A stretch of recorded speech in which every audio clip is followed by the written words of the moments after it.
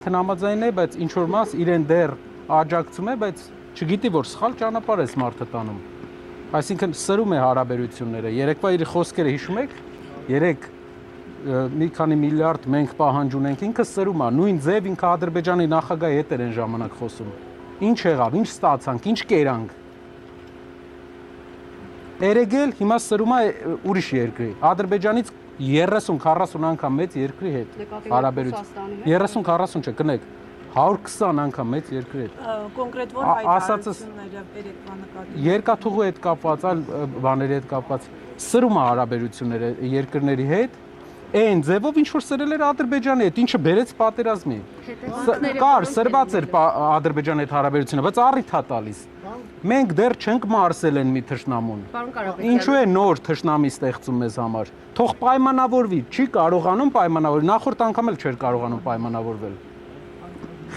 Մեր հաշվին է դա անում, ինքը էլ իր թիկնապահներով քայլելու է։ Դա մեր ժողովրդի հաշվին է։ Հիմա այն մարդիկ, ովքեր իրան ծափ են տալի, հարգելի հայրենակիցներ, ով որ այս պահին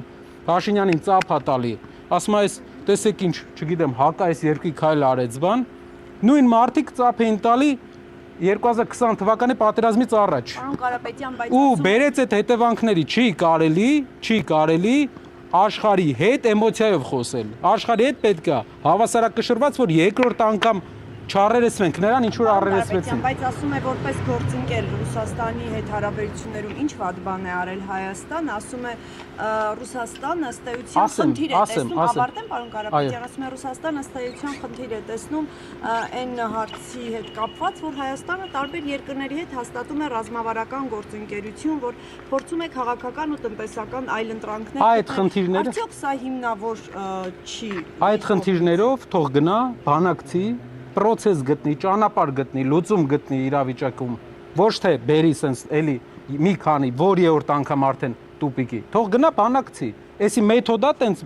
հարաբերություններ հաստատելու համար բողոքելով չի։ Մենք արդեն անկախ երկիր ենք։ Մենք պետքա կարողանանք ճիշտ